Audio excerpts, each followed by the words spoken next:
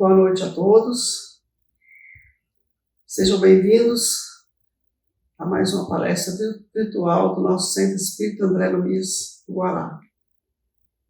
Nós vamos agradecer aos músicos que colaboraram nessa noite para a nossa palestra, harmonizando o nosso ambiente.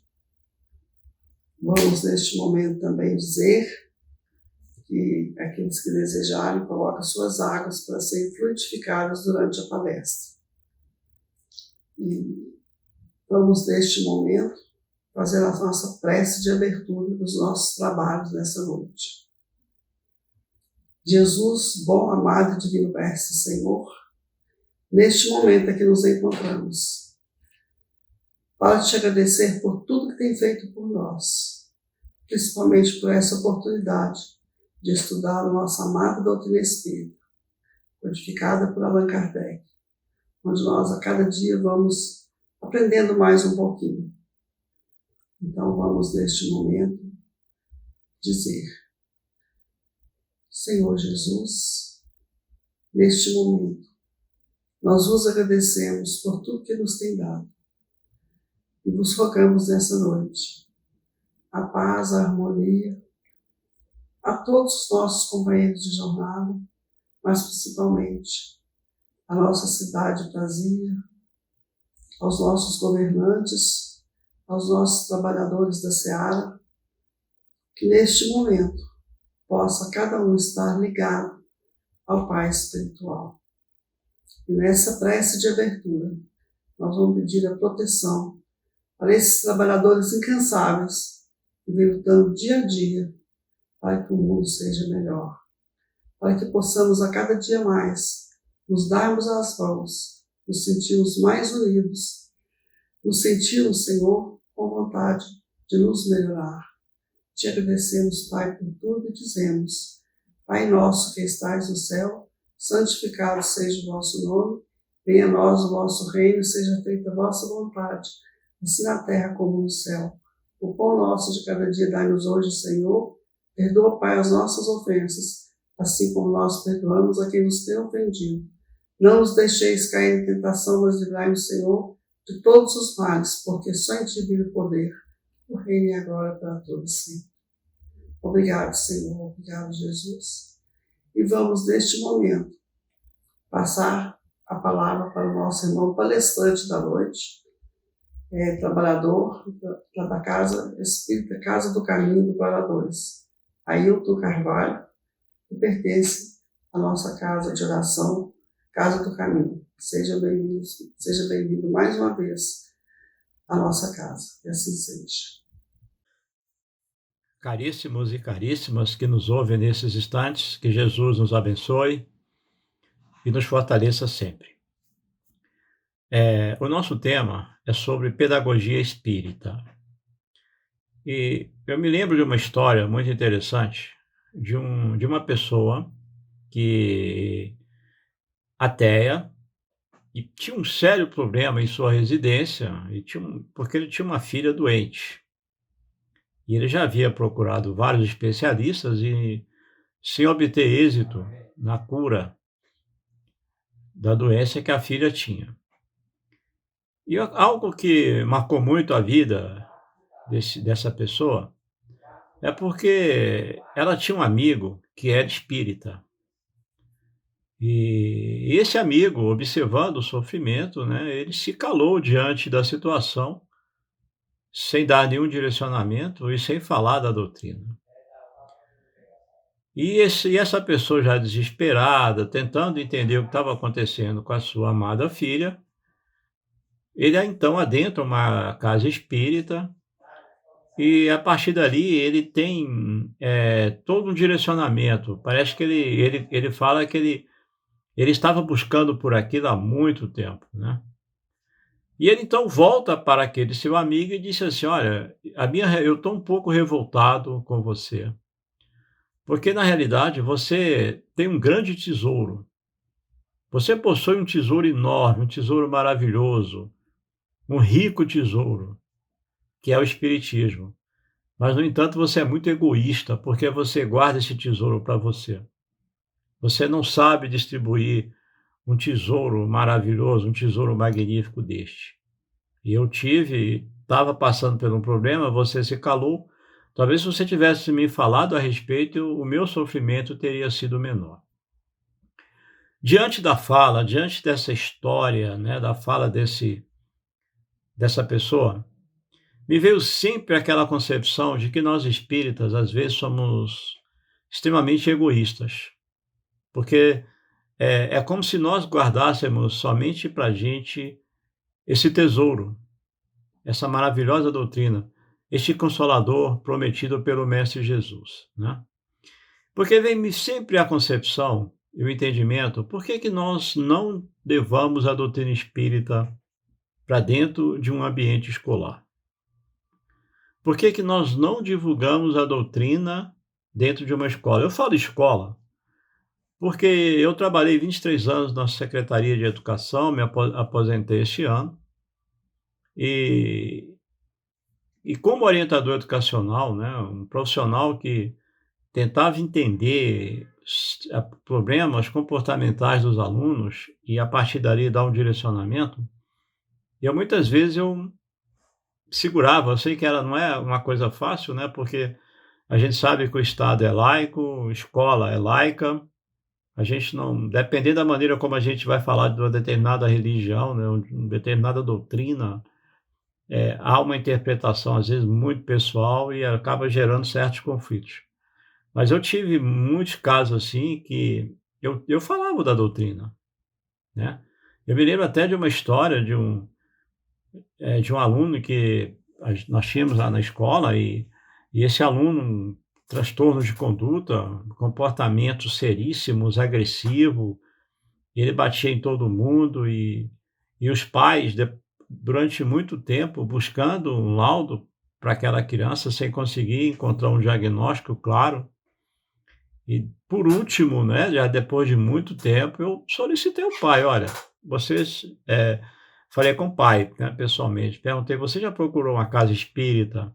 Já tentou um tratamento?", né, porque o que a gente observa é que provavelmente tem muito a ver com questões espirituais, muito mais do que questões, físicas, biológicas, né, psicológicas.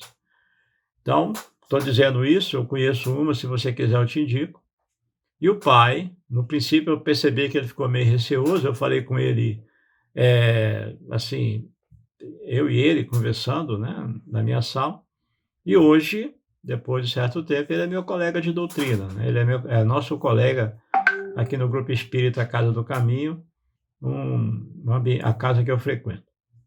Então, nós espíritas, às vezes a gente tem esse medo, porque quando a gente fala de pedagogia, a gente sabe que a pedagogia é a ciência da educação, é a ciência que busca dar um direcionamento ao processo do ensino-aprendizagem, mas existe algo que a gente trabalha muito, que é a concepção de entender a dinâmica do outro. Olha só, quantos e quantos problemas nós poderíamos evitar dentro de um ambiente escolar se a doutrina espírita ela fosse pregada. É claro que nós não estamos falando aqui de proselitismo espírita, não é proselitismo religioso. Não temos a concepção nenhuma de fazer a divulgação da doutrina, porque a doutrina ela se baseia especificamente no tripé, né? Sabemos que ela é filosofia, ela é ciência e ela é religião, né? Que a gente sabe que é a parte moral ali no Evangelho segundo o Espiritismo. Por que não falarmos de filosofia e de ciência? Por que não divulgar a filosofia espírita, né, e a ciência espírita? Nós não estaríamos fazendo proselitismo. A própria Allan Kardec, ele teve esse cuidado quando a gente vai ver ali no livro O que é o Espiritismo, quando ele está conversando com o crítico, e que o crítico tenta, numa empáfia tremenda, né, que Allan Kardec pudesse convencê-lo da veracidade, da verdade do Espiritismo, e Kardec diz claramente que não é intenção dele estar pregando doutrina espírita para ninguém.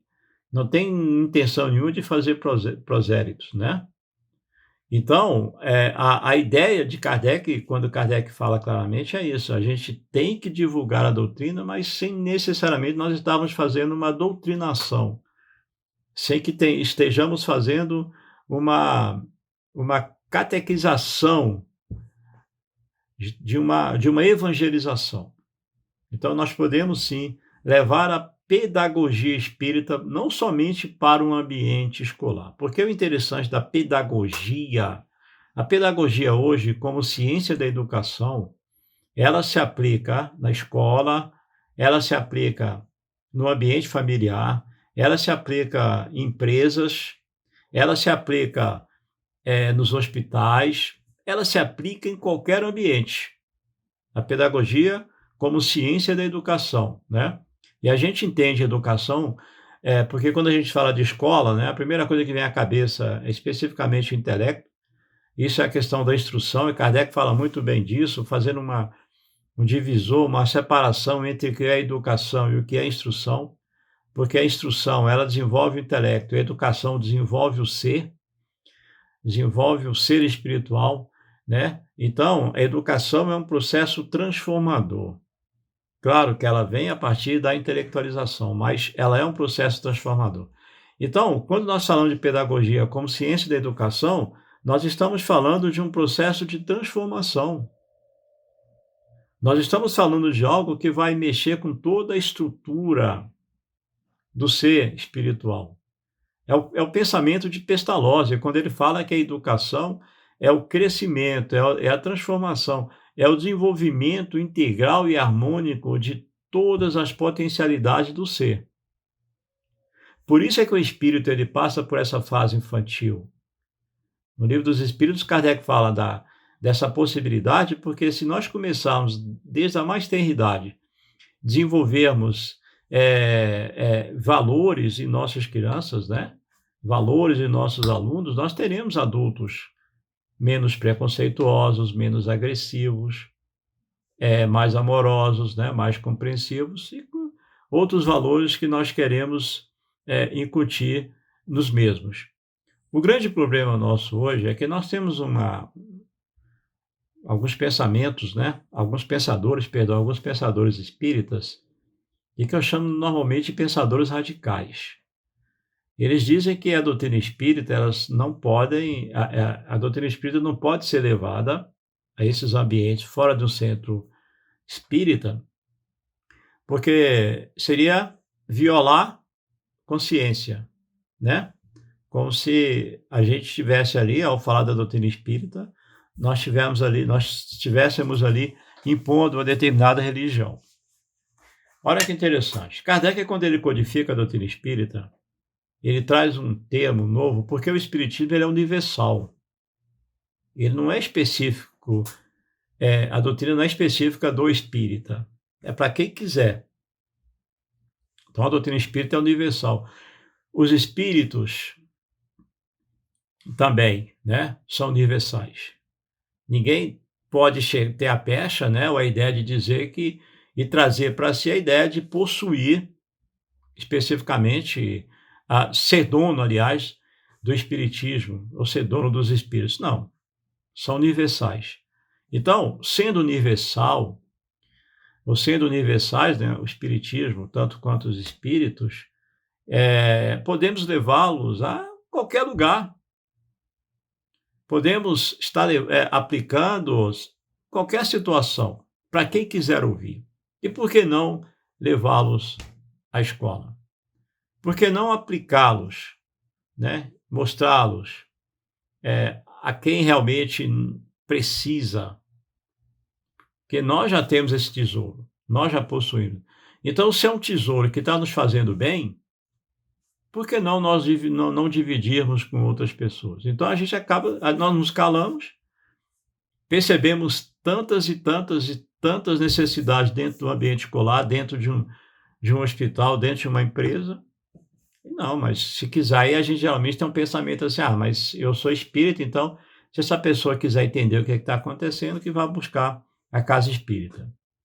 Mas vamos aqui pegar uma leitura do nosso querido, né, dos nossos queridos Emmanuel e André Luiz, no livro Estude e Viva, da psicografia de Valdo e Chico, no capítulo 40,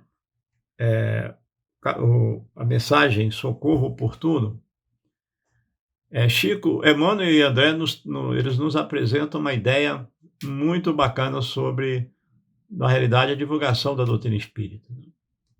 Então eu vou ler aqui um pequeno trecho que eles falam assim: lembra-te,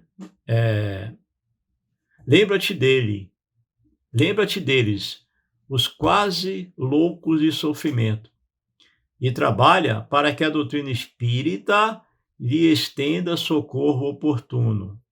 Para isso, estudemos Allan Kardec ao clarão da mensagem de Jesus Cristo.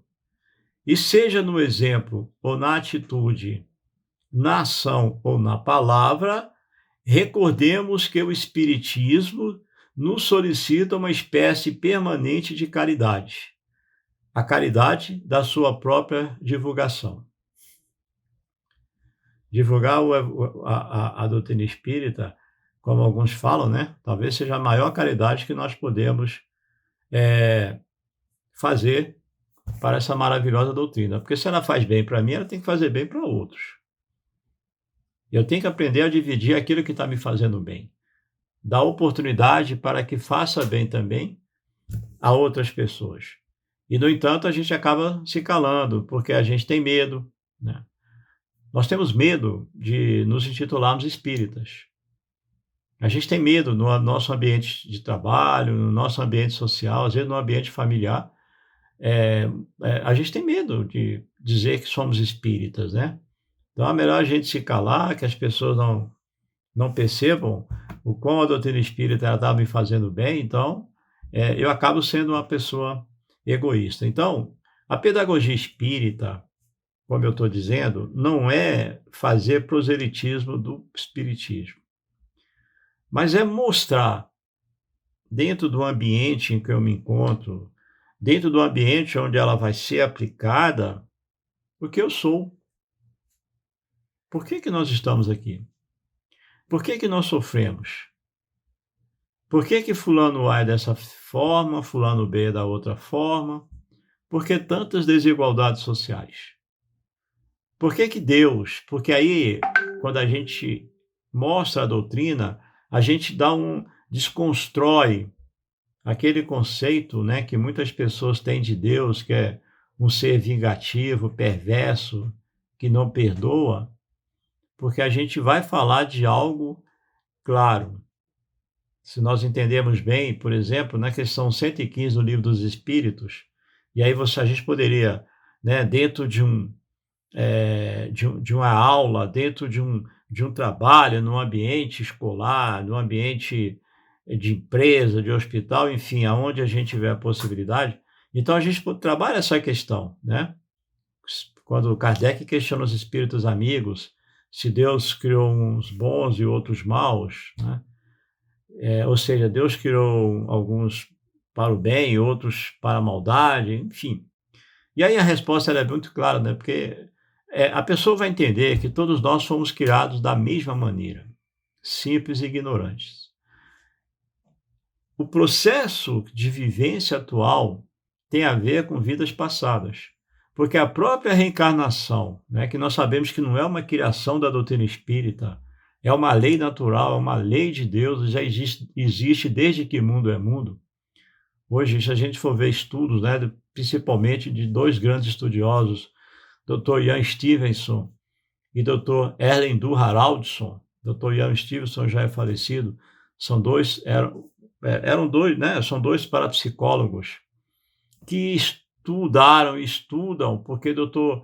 Erlendur Haraldsson, ele continua o trabalho do Dr. Ian Stevenson, estudando e demonstrando claramente, cientificamente, a existência da reencarnação.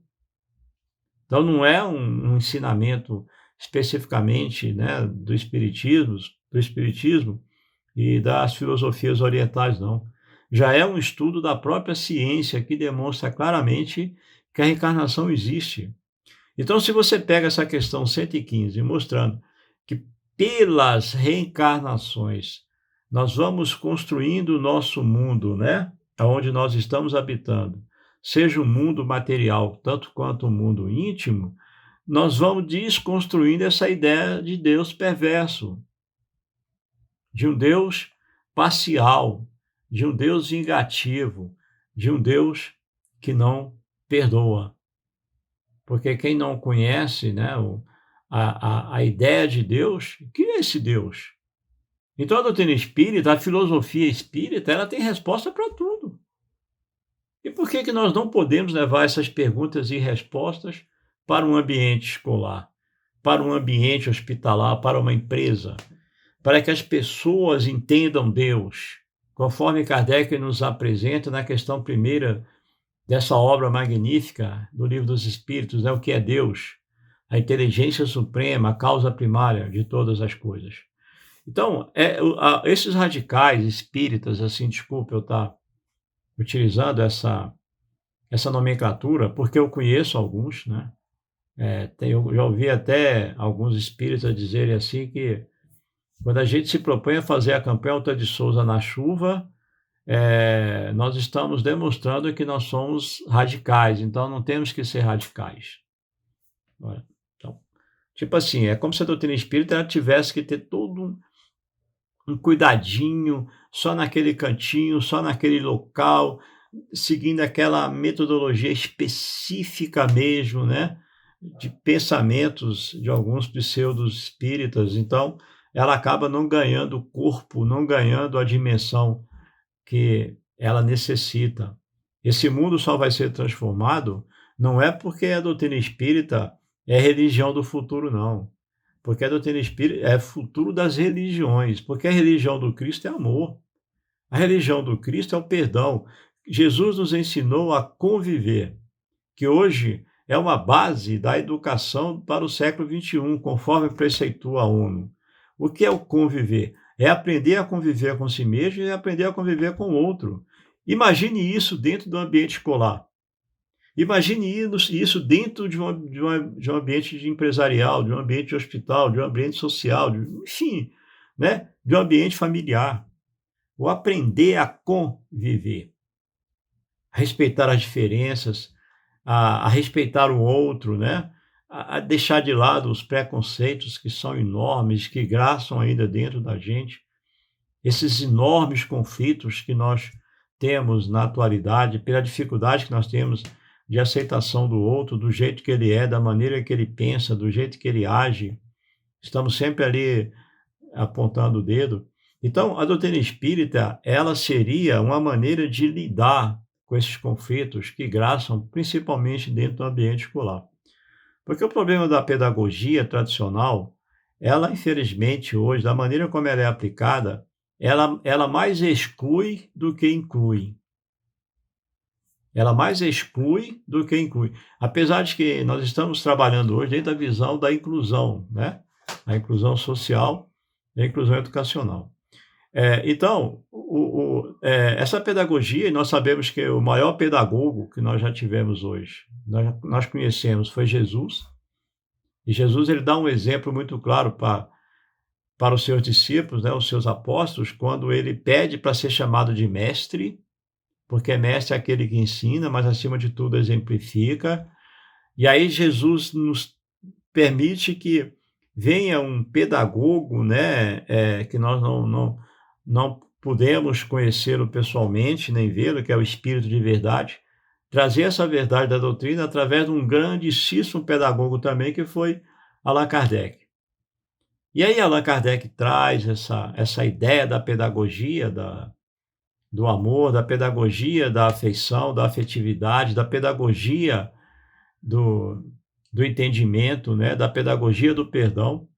E quem mais teve uma característica de entender isso, né, e de estar colocando em prática, nós sabemos que foi o nosso querido mineiro, né, Eurípides Barçanufo.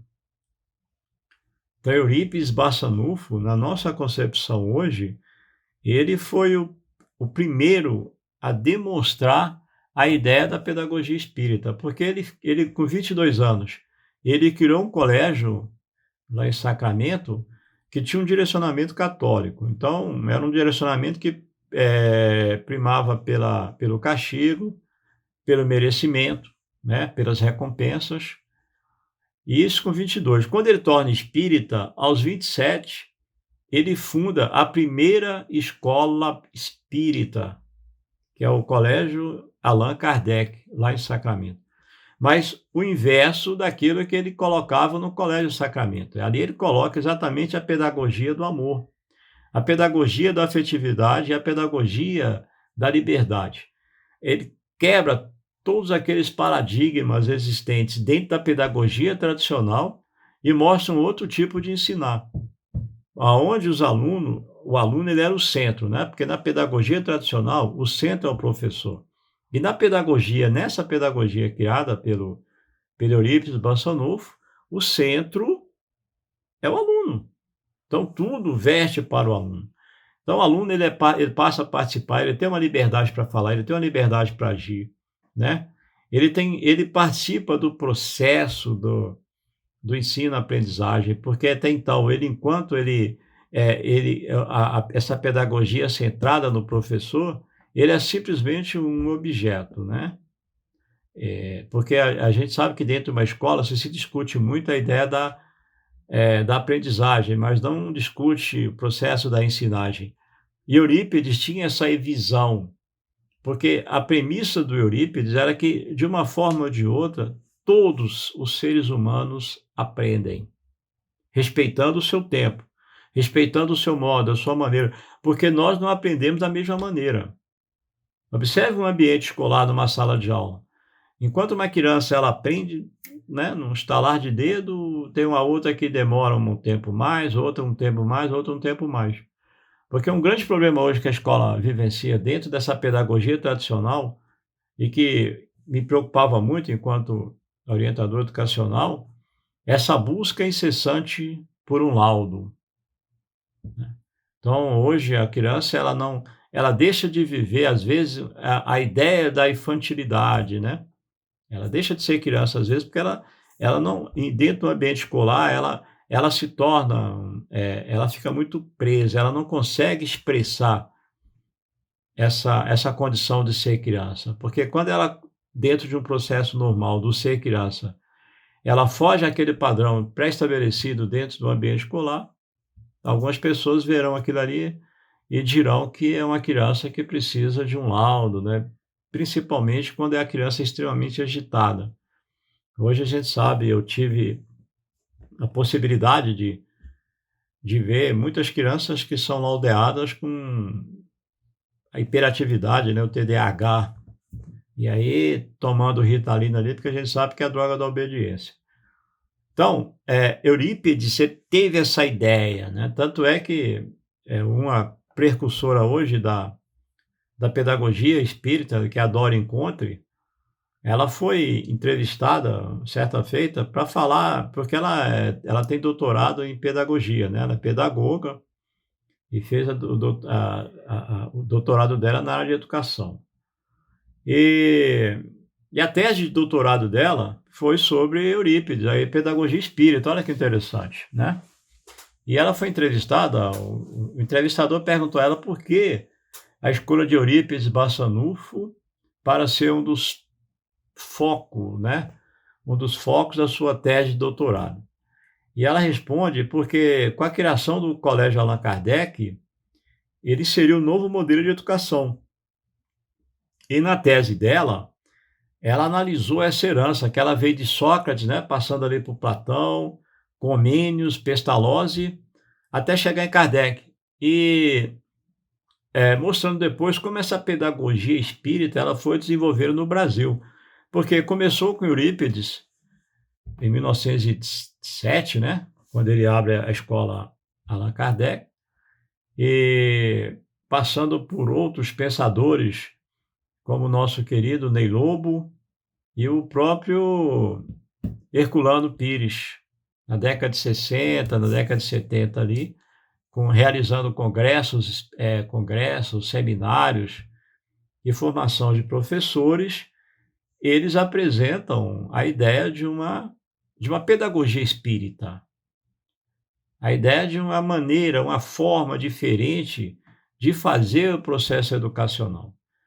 Então, em 1998, né, aliás, em 2004, perdão, criou-se a Associação Brasileira de Pedagogia Espírita, com essa nossa querida Dora Encontre, e que já realizou vários seminários, vários encontros, várias formações, né, de profissionais nessa área. Porque o foco da pedagogia, como eu disse, é o ser espiritual. E o que a doutrina espírita nos explica? Que nós somos seres em constante evolução. Nós estamos nesse momento aqui em passagem, que trazemos de vidas passadas uma bagagem muito grande. E às vezes, né, essa bagagem ela fica esquecida durante um certo tempo, mas nós temos uma bagagem que essa bagagem ela pode ser retomada em algum momento de nossas vidas. E isso é a pedagogia. Ela vê o ser integral, ela não vê somente o ser intelectual, ela vê o ser integral, ela vê o ser como um todo, e não somente a inteligência, porque, né, ela tenta compreender toda a dinâmica daquele ser. E aí ela vai buscar, naquelas origens, né, o motivo de determinadas situações vivenciadas por aquele espírito dentro daquele ambiente, um ambiente escolar, por exemplo. Uma coisa que me chama a atenção agora, em 2019, no ano passado, o governo federal editou a Lei 13.935, determinando que as escolas passem a ter um psicólogo e um assistente social, né? Bacana, vai ajudar muito mesmo os conflitos existentes no ambiente escolar, né? Vai trabalhar muito essa dificuldade relacional, principalmente entre aluno e seu par, né? Alunos e seus pares. Mas o problema é que esses profissionais eles vão atacar somente o efeito, não vão atacar a causa, porque os profissionais da área da psicologia e da psiquiatria, em sua grande maioria, desconhecem o ser espiritual, né? Eles conhecem. Então, a doutrina espírita não, ela faria o contrário, o efeito e a causa, porque o efeito, né, é vidas passadas, que está ocasionando aquilo naquele momento. Então, o olhar seria muito mais amplo. E automaticamente os resultados seriam outros e bem melhores, né? Não seriam resultados superficiais, que infelizmente a gente sabe que acontece hoje. Né, muitos de nós aqui já fizemos, não estou descaracterizando nem desconstruindo nada, como eu disse, serão profissionais que auxiliarão muito essa atividade no ambiente escolar, mas eu acredito ainda que se nós pudéssemos levar a pedagogia espírita para o ambiente escolar, né, os resultados seriam bem melhores. Então, que a gente possa estar repensando isso, tá, gente? O nosso tempo é curto, poderíamos estar aqui falando ainda por mais tempo, né?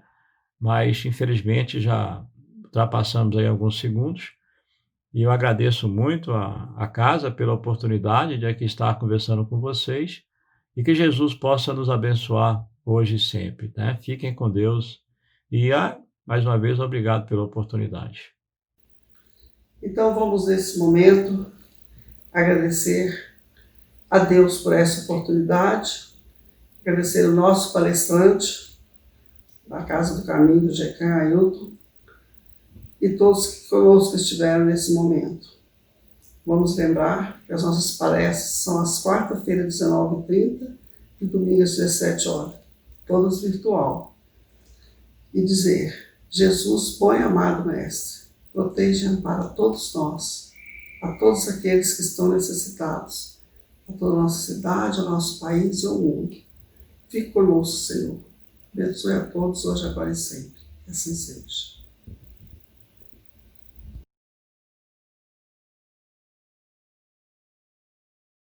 Olá, amigos do Centro Espírita André Luiz. O CEAL agradece àqueles que deram a sua contribuição para que a obra de ampliação do espaço físico fosse executada.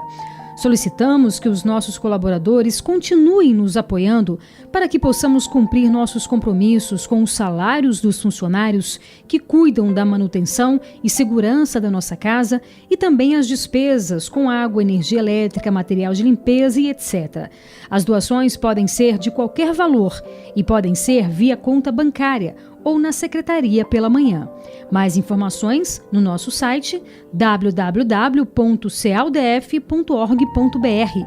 O CEAL conta com a sua contribuição.